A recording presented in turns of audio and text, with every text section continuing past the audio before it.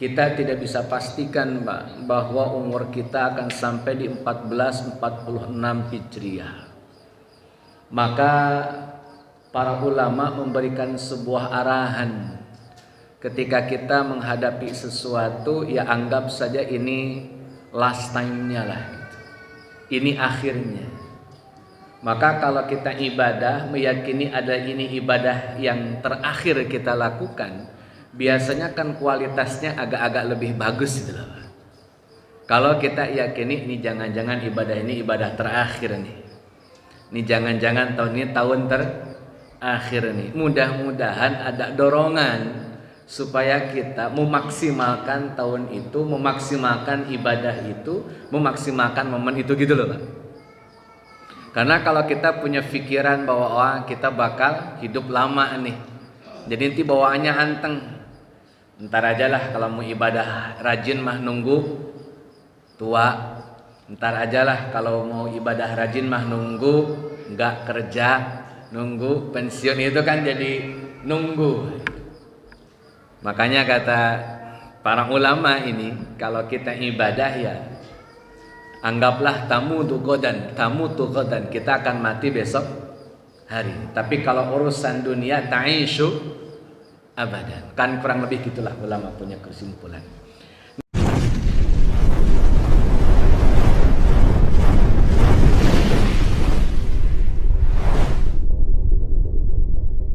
Assalamualaikum warahmatullahi wabarakatuh.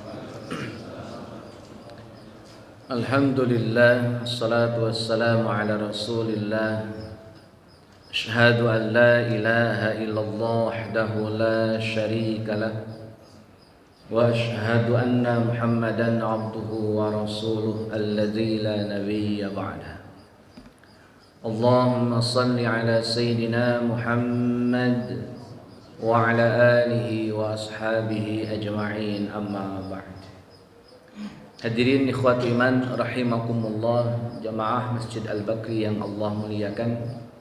Alhamdulillah, dengan izin Allah bisa bermuajahah di awal tahun ini 1445 Hijriah, karena maghrib tadi kita sudah pindah hari.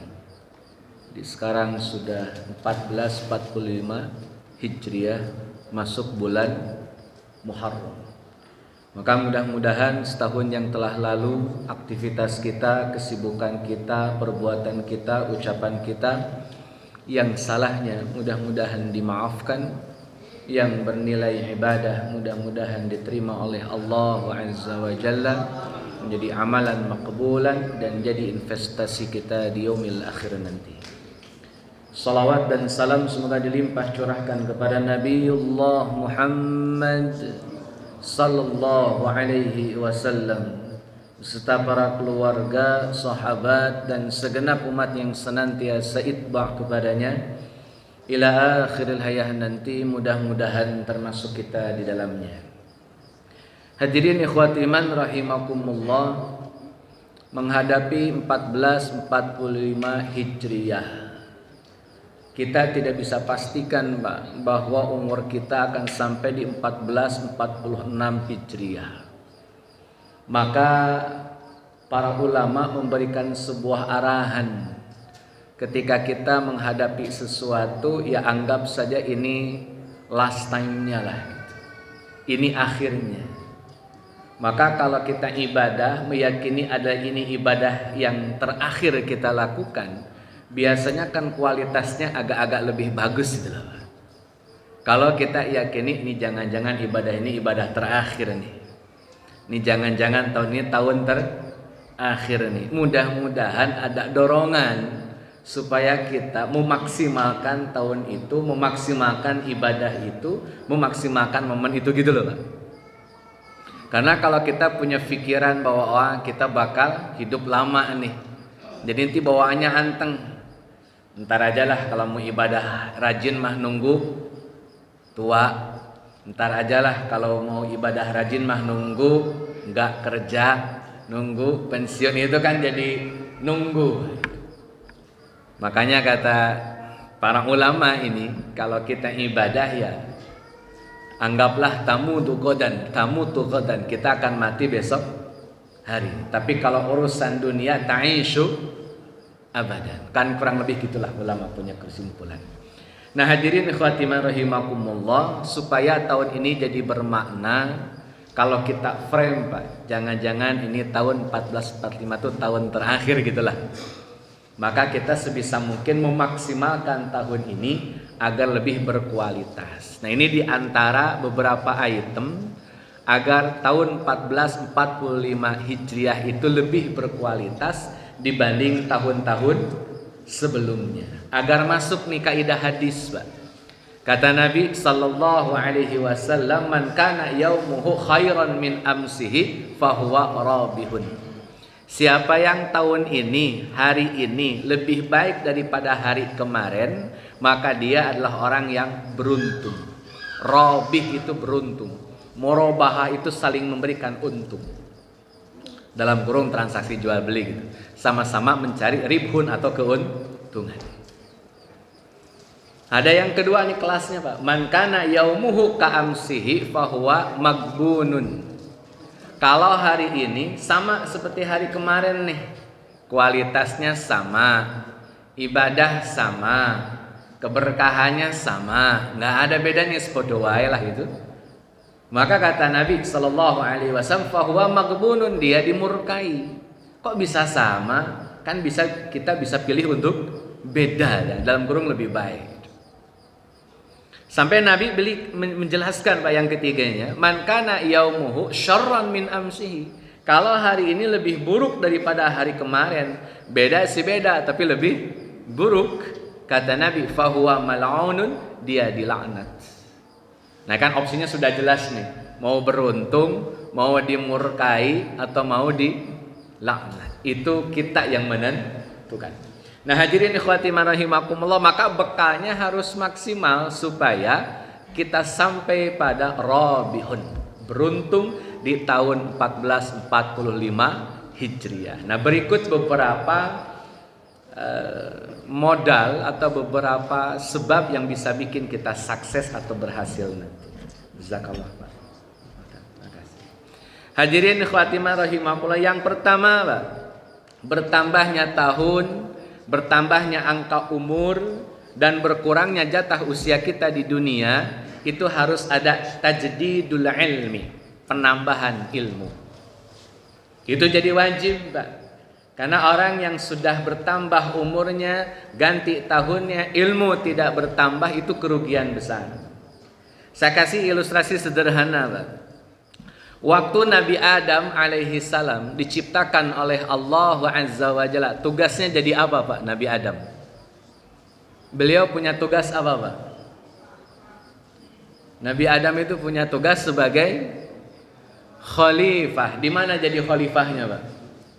Di surga apa di bumi? Ayo siapa? Nabi Adam itu jadi khalifah fil jannah au fil ardi. Jawabannya fil ardi. Di surat Al-Baqarah ayat 30 kata Allah Azza wa Jalla, inni ja'ilun fil ardi khalifah. Aku ingin menjadikan seorang khalifah di muka bumi. Jadi memang tugas Nabi Adam itu di surga di bumi Pak. Jadi tugas Nabi Adam itu di surga di bumi. Di bumi, nggak ada tugas Nabi Adam di surga. Nabi Adam tuh transit Pak di surga, bukan bertugas. Tugasnya harus di bumi. Makanya kata Allah, inni ja'ilun fil ardi laisa fil jannah. Maka ndak usah kemudian beralasan nih gara-gara Nabi Adam nih kita jadi tinggal di bumi, nyalahin Nabi Adam. Memang tugas kita di bumi Pak. Dari dulu juga di bumi tugasnya. Memang endingnya bakal di sini.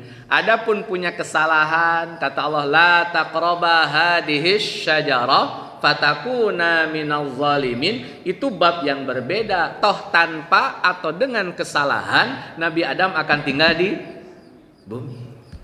Itu frame supaya nggak nyalahin orang gitu loh. Emang kita tugasnya di sini. Nah hadirin ikhwati rahimakumullah, Nabi Adam Pak, padahal baru diciptakan, itu langsung diangkat jadi khalifah. Sedangkan iblis laknatullah alaih itu sudah lama hidup, bahkan lebih lama daripada Nabi Adam alaihi salam, tapi nggak diangkat jadi khalifah. Kira-kira apa alasannya? Kira-kira aja ini. Ini berhubungan dengan poin tadi, tajdidul ilmi, bertambahnya ilmu. Kira-kira kenapa? Nabi Adam baru diciptakan, tapi sudah jadi khalifah daulat Allah. Tapi iblis pak umurnya lebih tua daripada Nabi Adam, nggak diangkat. Apa pasalnya? Karena Adam Allah anugerahkan ilmu dibanding iblis. Ayat 31-nya Pak, dalam surah Al-Baqarah Allah Azza wa Jalla tegaskan, wa 'allama Adam al-asma'a kullaha, dan Allah mengajarkan Nabi Adam beberapa nama, kullaha, seluruhnya. Itu ilmu, knowledge, pengetahuan yang didapatkan oleh Adam.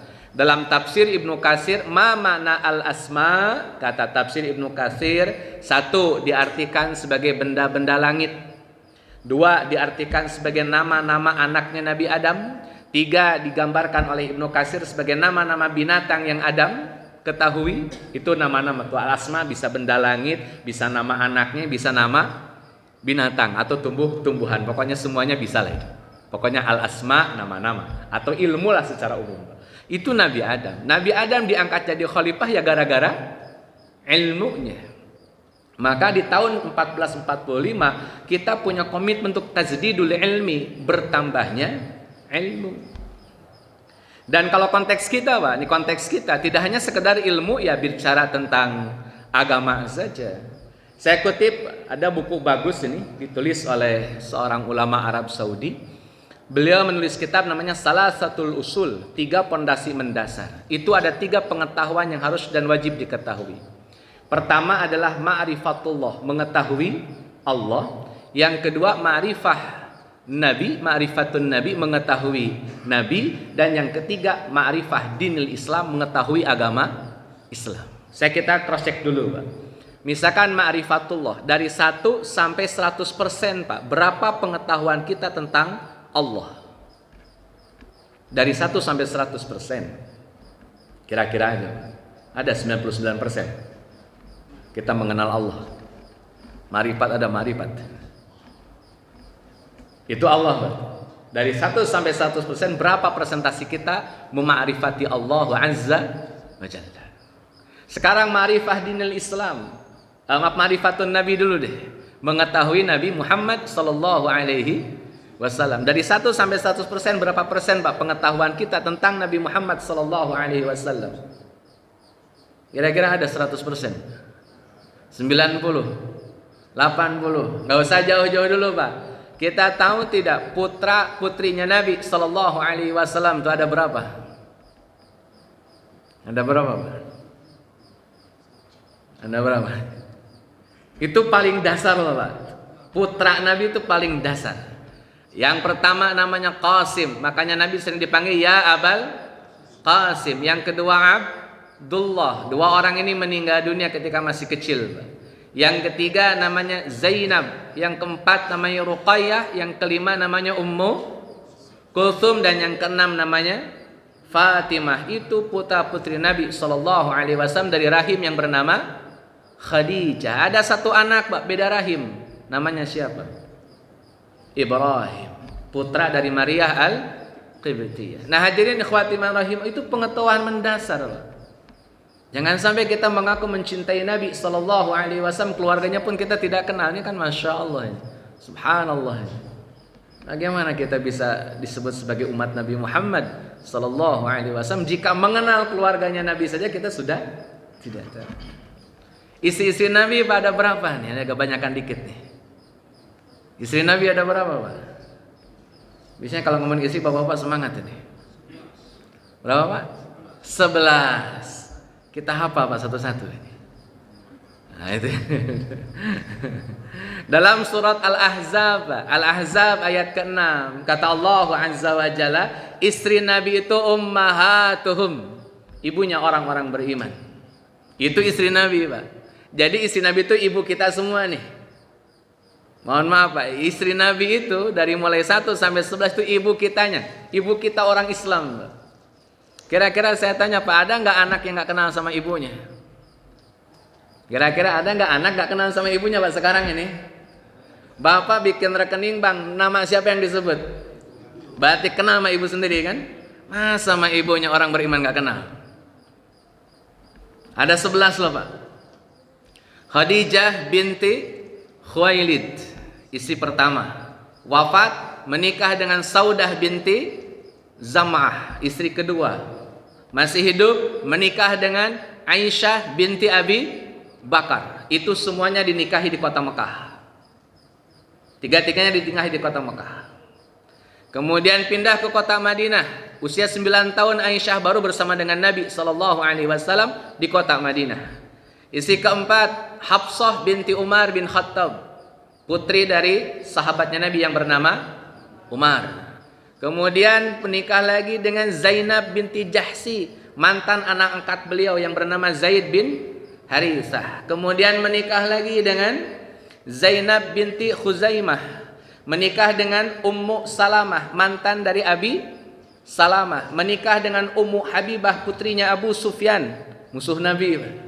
Jadi musuhan bapak-bapaknya nih, anaknya dinikahin. Itu rumus tuh, Pak, tuh. Biar akur, maksudnya kagak musuhan. Ummu Habibah atau nama aslinya Romlah binti Abi Sufyan. Kemudian dengan menikah dengan Maimunah binti Haris, itu bibinya Abdullah bin Abbas, Pak. Makanya Abdullah bin Abbas kalau Nabi nginep di rumah Maimunah, Abdullah bin Abbas ikutan nginep.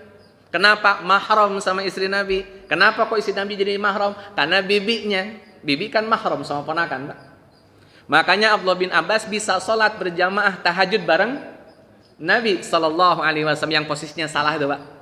Abdullah bin Abbas di kiri, oleh Nabi diputar pindah ke kanan. Itu kan tahajud, itu di rumahnya Maimunah itu.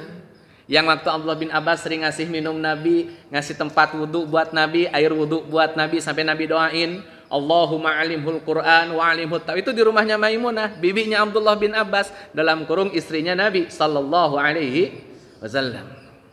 Kemudian menikah lagi dengan Juwairiyah binti Haris, seorang kabilah dari Bani Mustalik. Dan yang ke-11 yang terakhir menikah dengan Safiyah binti Huyai bin Akhtab, salah satu dan satu-satunya wanita Yahudi yang dinikahi oleh Nabi sallallahu alaihi wasallam. Jadi ada, Pak, ibu kita yang bangsa bangsanya ya, bukan agamanya. Agamanya Islam. Cuman genetiknya genetik dari bangsa Yahudi. Nah, hadirin ikhwati man rahimakumullah, jangan salah paham, Nabi menikahi Yahudi. Muslim, Pak, dia muslimah.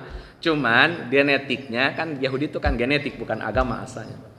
Taib, hadirin ikhwati man rahimakumullah, itu ma'rifatun Nabi, Pak. Coba kita telusuri lagi sejarahnya. Saya tanya, Pak, kapankah kita tahu kapan Nabi itu tersenyum? Momen apa saja Nabi tersenyum? Momen apa saja Nabi nangis? Momen apa saja Nabi bercanda? Momen apa saja Nabi marah? Kita minimal tahu, Pak, supaya kita tahu, wah, ini amalan Nabi murka nih, ini amalan Nabi nggak suka nih, gitu loh, Pak. Kalau kita kenal Nabi sallallahu alaihi wasallam. Saya ambil contoh satu saja, ini berhubungan dengan ukhuwah Islamiyah di 1445 Hijriah. Karena tahun nanti, Pak, itu tahun-tahun panas nih saya rasa. Kalau geser ke Masehinya gitu. Itu tahun-tahun panas, Pak. 1445 Hijriah itu tahun-tahun panas. Saya ingatkan betul, Pak, bahwa Nabi sallallahu alaihi wasallam itu membenci permusuhan di tengah-tengah umatnya. Wallahi, Pak, Nabi benci. Jadi kalau Bapak tanya kapan Nabi marah? Kalau ada umat Nabi yang musuhan, pasti Nabi marah. Ini PR, Pak. Bapak buka dalam surah Ali Imran yang membahas wa'tasimu bihablillahi jami'a wala tafarraqu. Pak, itu suku Aus sama suku Khazraj, Pak. Dua suku ini sudah muslim. Aus muslim, Khazraj muslim. Tapi dulu sebelum mereka muslim, mereka sering berantem, sering perang. Nggak akur-akur itu. Nggak akur-akur. Pokoknya berantem loh. Tapi datang Islam, mereka akur, mereka guyub, mereka harmonis, Pak. Setelah datangnya Nabi dan datangnya hidayah Islam. Ternyata ada yang kagak suka, Pak. Gak usah bilang-bilang, Pak, Yahudi yang gak suka itu. Jadi kalau ada yang musuhan tuh jangan-jangan di belakangnya, jangan-jangan, ini kan jangan-jangan, saya kagak nuduh, saya jangan-jangan. Nah, di zaman Nabi gitu, Pak. Yahudi nggak senang nih Aus dan Khazraj berantem akur mulu Pak. Adem ayem harmonis. Wah, ini kagak beres nih kalau akur-akur Pak. Kagak beres nih kalau damai terus. Nih saya kasih bocoran dikit Pak. Dulu itu perang Pak, Aus dan Khazraj. Dan Yahudi diuntungkan kalau mereka perang. Kenapa orang Yahudi Madinah waktu itu Pak diuntungkan kalau Aus dan Khazraj perang? Karena orang Yahudi itu di antara keahlian mereka suka bikin senjata perang. Pedang, tombak, perisai dan macam-macam Pak. Pokoknya mereka jago tuh bikin alat perang. Persoalannya Pak, alat perang bakal laku kalau ada. Bagaimana caranya supaya alat perang mereka laku? Ya dua suku ini harus disuruh perang. Gimana ke caranya? Pokoknya suruh berantem. Yang penting bagi Yahudi dagangan saya.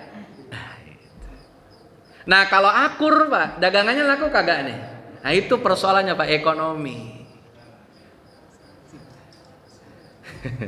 Saya ngomongin dulu ini. Dulu begitu. Kalau sekarang sama ya begitu berarti. Gitu. Dulu begitu Pak. Jadi singkat cerita hadirin ikhwatimah rahimakumullah, orang Yahudi masuk Pak ke suku Aus, suku lagi pada ngobrol nih di teras itu, di tempat duduk-duduk itu ngobrol, lagi enak aja ngobrolnya. Orang Yahudi masuk, dengerin, wah ini akur nih. Dia celetuk, iya tuh dulu ingat waktu kita perang sama Aus sama Khazraj dibangkit-bangkit Pak masa lalu. Namanya luka lama Pak dibuka-buka kan bikin ngeres gitu. Bikin horor Pak itu. Akhirnya singkat cerita hadirin ikhwatimah rahimakumullah, suku Aus dan Khazraj terpancing. Akhirnya mereka hampir ngeluarin pedang, hunus-hunusan pedang. Nabi SAW langsung datang. Nabi dengan nada tinggi kata Nabi, abi da'wal jahiliyah, dengan panggilan jahiliyah kalian akan serukan. Wa ana baina azhurikum, sedangkan aneh masih ada di tengah-tengah kalian. Simpelnya gini ya Pak, mau perang kalian. Lah Nabi Muhammad aja masih ada di tengah-tengah kalian. Kalian mau perang? Berani kalian perang, itulah perang itu. Jadi kalau kita tanya kapan Nabi marah, kalau lihat umatnya musuhan, maka Pak jangan musuhan Pak. Beda-beda tipis maklumin aja dah. Beda-beda yang satu kunut, yang satu kagak, biarin, yang masih pada sholat. Jangan sampai yang kunut kita omelin, yang kagak kunut kita urusin, yang kagak sholat kita diemin. Kan urusannya panjang itu. Masalah hadiah bacaan Quran nyampe apa kagak sama mayit, ya biarin aja Pak. Yang suka ngehadiahin bacaannya biarin dia hadiahin. Yang kagak suka jangan hadiahin, kan selesai. Akhirnya ada perdebatan Pak, itu nyampe, buktinya apa nyampe? Kagak balik lagi dia. Kalau kagak balik lagi nyampe berarti, karena kalau kagak nyampe balik lagi tuh barang. Kata yang satu, kagak nyampe, datuk dari mana? Gak ada resinya. Ya dikira kantor pos. Tapi hadirin ikhwatimah rahimakumullah, persoalan itu kan sudah selesai lah gitu. Itu sudah selesai Pak. Masa-masa ita Pak di Indonesia yang begitu itu udah kelar. Yang satu suka tahlil, yang satu tidak suka tahlil, biarin aja lah Pak. Ada ucapan bagus Pak, Kiai Haji Ali Maksum dari Krapyak itu kata beliau begini, yang suka tahlilan disuruh kagak tahlil nggak bakalan mau, pasti bakal tetap tahlilan. Nah yang kagak suka tahlil disuruh tahlil bakal tetap juga bakal kagak. Oh ya biarin aja udah. Ini punya dalil, ini punya argumentasi. Yang penting bisa ngopi bareng Pak. Udah cakep dah kalau udah bisa ngopi bareng Pak itu. Mau beda kunut kayak mau beda bodo amat. Yang penting bisa ngopi bareng Pak. Nah, kalau dibayarin bagus itu. Tinggal nyali donaturnya. Nah, hadirin ikhwatimah rahim, tazridul ilmi, tambahin ilmunya lah Pak. Makanya Pak saya kutip sebuah ungkapan ulama nih, Masya Allah nih, ulama Sufyan Ats-Tsauri. Bapak cek aja tuh Sufyan Ats-Tsauri kapan lahirnya, kapan meninggalnya. Kata Sufyan Ats-Tsauri Pak, ini kata beliau, seorang mujtahid tidak boleh menolak mujtahid yang lain. Ini kata Imam Ats-Tsauri Pak, dia juga seorang mujtahid. Mujtahid itu Pak orang yang bersungguh-sungguh memahami Quran wa sunnah, itu namanya mujtahid. Ada beberapa urutan dari mulai mujtahid mutlak mustakil sampai mujtahid fatwa, mujtahid muntasib, itu banyak loh. Saya tidak bahas detailnya, intinya kata Imam Sufyan Ats-Tsauri, seorang mujtahid tidak boleh menolak mujtahid yang lain. Saya ambil contoh Pak. Imam Syafi'i Pak, sentuhan kulit batal tidak batal? Laki perempuan Imam Syafi'i sentuhan kulit batal tidak batal? Batal. Imam Malik sentuhan kulit batal tidak batal? Maka dalam pandangan Sufyan Ats-Tsauri, Imam Syafi'i dengan batalnya sentuhan kulit laki perempuan, Imam Malik dengan tidak batalnya sentuhan kulit laki perempuan, maka masing-masing tidak boleh saling menolak satu sama lain. Biarkan saja. Saya punya jamaah, Pak, istrinya sentuhan kulit tidak batal sama lakinya. Tapi suaminya, Pak, meyakini kalau sentuhan kulit sama istrinya batal. Itu bercanda terus, Pak, di rumahnya. Enggak berantem. Bercanda doang. Suaminya habis wudhu nih, isinya datang ditolak sama istri. Wudhu lagi suaminya, Pak. Lah isinya mah kagak wudhu lagi, karena isinya meyakini sentuhan kulit tidak batal. Ini bercanda aja nih. Jadi kelakar saja, Pak. Saya kemarin, Pak, saya jujur nih, saya Idul Adha kemarin itu Rebo. Selasa saya puasa ngikutin wukuf di Arafah. Istri saya suruh puasanya Rebo, Pak. Lebarannya Kemis. Kata istri, ya kita beda nggak apa-apa. Yang penting satu rumah tetap bini saya, Pak. Saya Selasa puasa, Rebo Lebaran. Istri saya Rebo puasa, Kemis Lebaran. Kan dua kubu tuh dalam satu rumah. Saya bilang kita harus mengikuti jadi warga negara yang baik. Nah kamu sama anak-anak warga negara yang baik. Nah ayah ngikutin Arab dulu lah bentaran itu. Biasa aja, Pak, itu aman-aman aja, nggak heboh, biasa aja, Pak. Maksud saya gitu loh, berpikir ya yang simpel saja lah itu. Karena masing-masing mujtahid berdiri sendiri. Maka dalam kaidah ushul fikih, al ijtihad la yunqadu bil ijtihad. Ijtihad seseorang tidak bisa digugurkan dengan ijtihadnya yang lain. Masing-masing berdiri sendiri, biarkanlah. Ngapain diambil pusing, Pak? Dipermasalahkan juga malah ditambah musuh, Pak, kita ini. Tegur sapa nggak mau, salaman nggak mau, ketemu muka, Pak, mukanya cemberut aja dua-duanya itu. Gara-gara beda mazhab kan. Nauzubillahi min zalik, Pak. Nggak begitu umat Nabi Muhammad, Pak, sallallahu alaihi wasallam. Nggak gitu, Pak, saya ulang. Hadirin ikhwatimah rahimakumullah. Kata Sufyan Ats-Tsauri, Pak, dilanjutin. Kalau mujtahid tidak boleh menolak mujtahid yang lain, kata Sufyan Ats-Tsauri, pun demikian dengan para muqallid tidak boleh menolak muqallid yang lain. Hanya ada dua kalimat, Pak, hanya ada dua predikat. Kalau dia bukan mujtahid, berarti dia adalah muqallid. Selesai itu.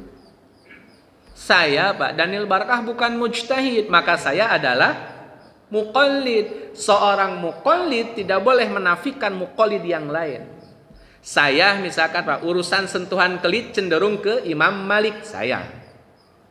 Maka saya tidak akan menolak orang yang bilang batal tat wudunya laki perempuan sentuhan mah. Silahkan batal, tapi anak lebih cocok dengan tidak batal. Itu kan pilihan muqallid, tidak boleh menolak muqallid yang lain.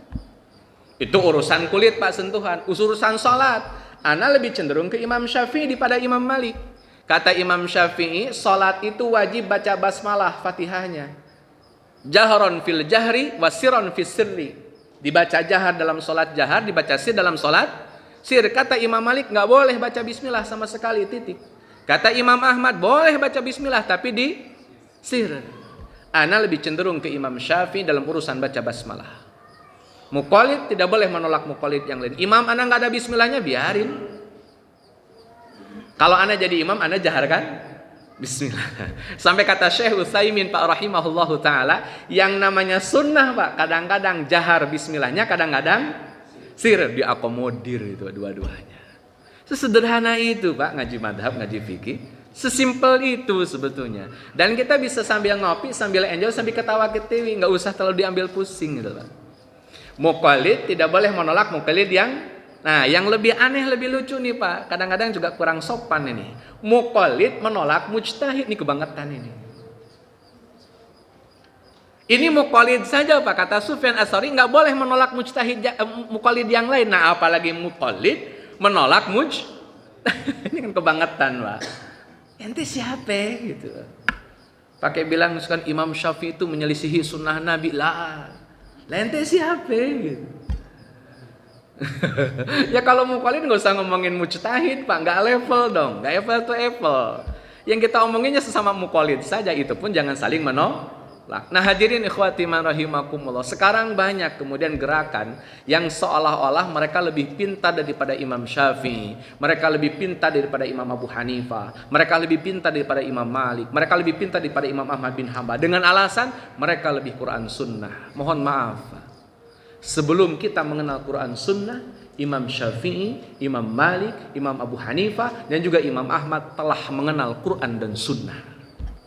Jangan-jangan kita yang salah paham, merasa sudah Quran Sunnah, padahal ternyata belum Quran Sunnah. Jangan-jangan gitu. Maka hati-hati, lisan kita tidak boleh menolak orang menolak muqallid saja tidak boleh, apalagi menolak mujtahid.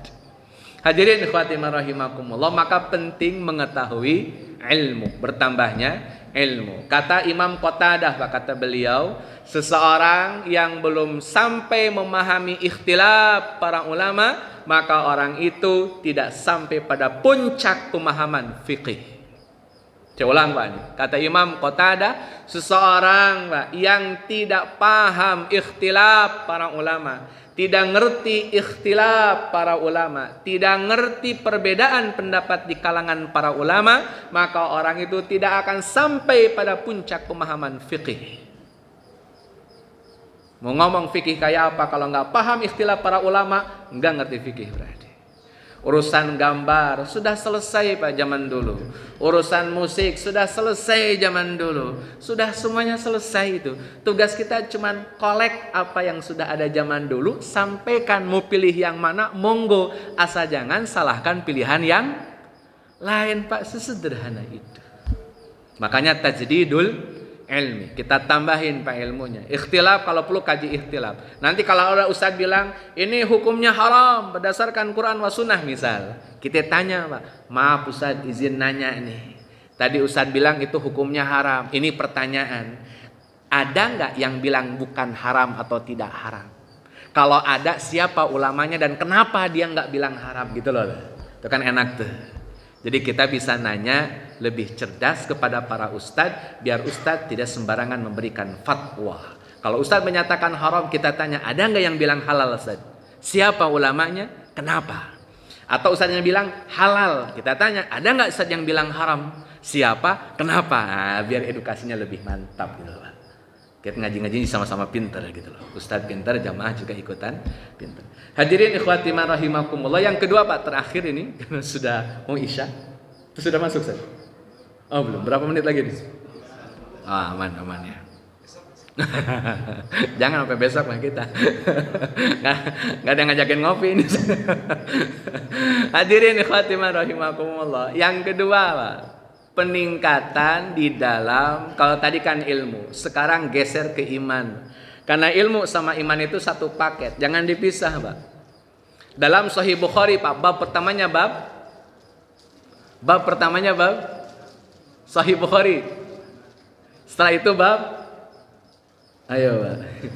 Dalam pembahasan iman nih Imam Bukhari Pak, selalu ada babul ilmi qoblal qaul wal amal. Kadang-kadang masuk karena iman pun kalau tidak memiliki ilmu bisa ngaco. Iman juga membutuhkan pendekatan ilmu. Ilmu harus ditunjang dengan kekuatan iman. Saya ambil contoh. Kita sering mendiskusikan Allah itu ada di mana kan begitu. Padahal Pak bicara tauhid nggak ngomongin Allah ada di mana, kejauhan.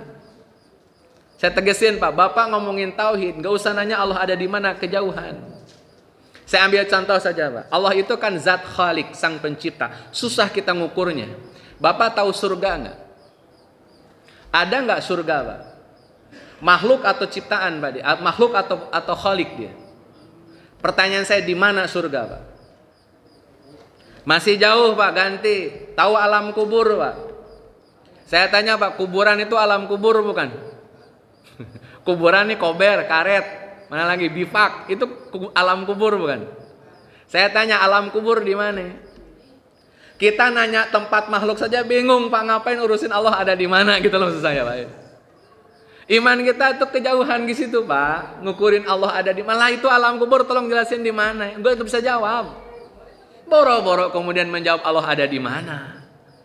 Walaupun ada teks hadis Pak tentang pembantu, tentang hamba sahaya, tentang jariah, Allahu fis sama, itu kan baru satu hadis, satu-satunya hadis malah. Kita bisa diskusikan lebih panjang lebar itu. Terus bagaimana dong Ustadz pendekatan iman? Iman itu cuma satu Pak poinnya. Hanya Allah satu-satunya zat yang dijadikan sebagai sembahan, sebagai Tuhan, sebagai tempat bergantung. Dan Bapak harus yakin sama Allah itu. Itu baru ngomongin tauhid. Contoh gini Pak, Bapak yakin Allah itu maha pemberi rizki? Yakin gak Pak? Benar Pak. Pernah nggak bingung masalah duit? Itu gimana itu urusannya? Tadi ngomongnya yakin pemberi rezeki itu adalah.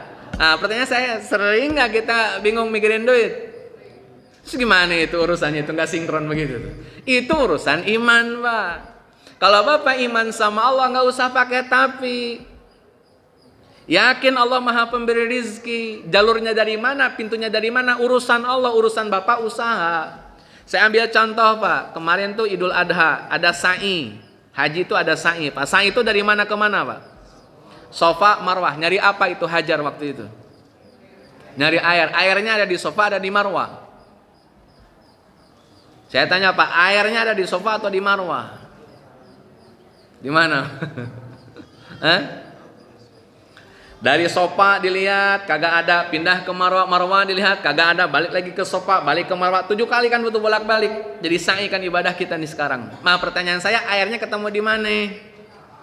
Dekat Ka'bah. Itu usaha tuh gitu, Pak. Kita udah tahu nih pintu rezeki A, B, C, D. Kadang-kadang di pintu yang tidak kita duga. Tugas kita mah cuman usaha, nggak usah mikirin sang pemberi rizki. Karena sudah jadi jaminan. Makanya kata Allah Azza wa Jalla pada dalam surat Hud ayat ke-11 kata Allah, "Wa ma min dabbatin", semua makhluk melata, Pak, "illa 'ala Allahi rizquha", kecuali rezekinya telah Allah jamin. Kalau memang sudah dijamin, perlu nggak kita mikirin, Pak? Saya ulang, Pak, kalau sudah dijamin perlu nggak kita mikirin? Tapi masih, nah itu kenapa? Itu urusan iman, Pak. Nggak usah nanya Allah ada di mana. Yakin nggak sama Allah ente gitu loh, Pak. Ini ngurusin Allah ada di mana. Yang satu bilang di langit, yang satu bilang di ada, bingung gitu, Pak. Lah dua-duanya juga kagak lihat Allah ada di mana. Makanya ahsan, Pak, kalau nanya Allah ada di mana, cukup kita baca surat Ali Imran ayat ke-7. Wa ma ya'lamu ta'wilahu illallah. Yang tahu artinya cuman Allah. Deklar, Pak, biarin Allah yang ngurusin. Yakin nggak kita sama Allah? Kalau memang yakin Allah Maha Pemberi rizki, la khaufun alaihim walahum. Kalau masih juga tidak la khaufun alaihim walahum yahzanun, iman kita bermasalah. Karena Allah pastikan, Pak, orang beriman la khaufun alaihim walahum, itu jelas, Pak, karakter orang mukmin. Jadi kalau masih, gimana ya tadi ya? Ini begini tadi, ini begini. Aneh sih yakin sama Allah, tadi Mas aneh kagak yakin. Tapi ini tanda itu tapinya itu, Pak. Yang bikin rusuh tuh tapinya itu. Kalau emang yakin, udah yakin aja, bismillah. Usaha yang benar ngapa? Hadirin ikhwati rahimakumullah. Saya kasih contoh lagi, Pak. Rezeki ini. Rezeki itu dicari apa dijemput? Jawab, Pak. Bedanya dicari sama dijemput apaan? Surat Al-Jumu'ah, Pak, ayat 10. Fa idza qudiyatis shalah fantashiru fil, lanjutan ayatnya apa? Wabtagu watlubu. Wabtagu watlubu. Wabtagu itu ngarep, Pak, dengan usaha. Watlubu nyari. Bedanya gimana kalau nyari ame jemput? Bang, jemput no anak kita mau pulang sekolah ini jam 10. Jemputnya kemana lah? Pakai nanya jemput kemana lah? Bocah lagi sekolah, ya jemput ke sekolah, masa ke mall? Oh iya, jemput ke sekolah, Pak. Namanya jemput udah pasti jemputnya. Udah pasti ada yang nungguin, udah tinggal nenteng udah. Beda sama Neng, cariin Neng kacamata abang di mana, Neng cariin kacamata. Lah bang taruh di mana kacamata? Lah itu dia, lupa kan kacamata. Kalau naro lupa cari, Pak, bukan jemput, namanya juga lupa. Ya rezeki mah tinggal jemput, urusan jemput. Nah ini beda, Pak, tergantung usahanya. Karena kata orang, usaha itu tidak pernah mengkhianati katanya. Saya kan gak ngerti itu. Yang penting kan ada usaha dulu. Nah kita yakin, Pak, Allah Maha Pemberi rizki, Allah Maha tempat bergantung. Jangan pernah berharap kepada selain Allah. Ini catatan penting, Pak. Ali bin Abi Thalib telah menyampaikan, jangan pernah ngarep sama orang, Bapak bakal kecewa. Wallahi, manusia punya keterbatasan. Bapak ngarepin dia bantu, ternyata dia kagak bantu, pasti kecewa. maka berharaplah kepada Allah. Nabi Yakub alaihi salam kehilangan sang putra bernama Yusuf, nangis bertahun-tahun, nangis tiap malam sampai matanya buta. Kata Nabi Yakub, ashku bathi wa huzni ilallah. Saya adukan kesusahanku, saya adukan kesedihanku hanya kepada. Maka kalau ibu-ibu butuh teman curhat, jangan curhat di media sosial, Bu. Curhatnya sama Allah. Ini pasang status WA, sekampung baca, itu urusan rumah tangga, jadi urusan RT. Heboh masyarakat kita ini. Diaturlah. Jadi kita yakin bahwa urusan ibadah itu rezeki sudah dijamin. Yang belum dijamin Pak sebagai penutup adalah ibadah kita diterima atau tidak. Makanya kalau Idul Fitri Pak kita ngucapin taqabbalallahu.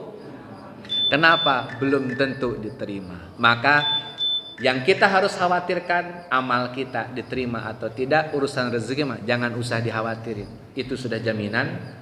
Yang penting usaha. Baik dua saja Pak, kuatin ilmunya, kuatin ibadahnya. Jangan sampai ibadah kita telantarkan, kita anggap biasa, karena justru ibadah kita yang harus menjadi tepat prioritas kita, karena itu akan jadi investasi kita di yaumil akhir. Nanti mudah-mudahan 1445 Hijriah makin nambah ilmunya, makin kuat ibadahnya, makin qomat imannya kepada Allah Azza wa Jalla, dan mudah-mudahan keberkahan bisa mendatangi kita di kehidupan yang akan datang, di mana kita termasuk orang-orang yang beruntung sebagaimana pesan Nabi, hari ini lebih baik daripada hari kemarin. Sekian, assalamualaikum warahmatullahi wabarakatuh.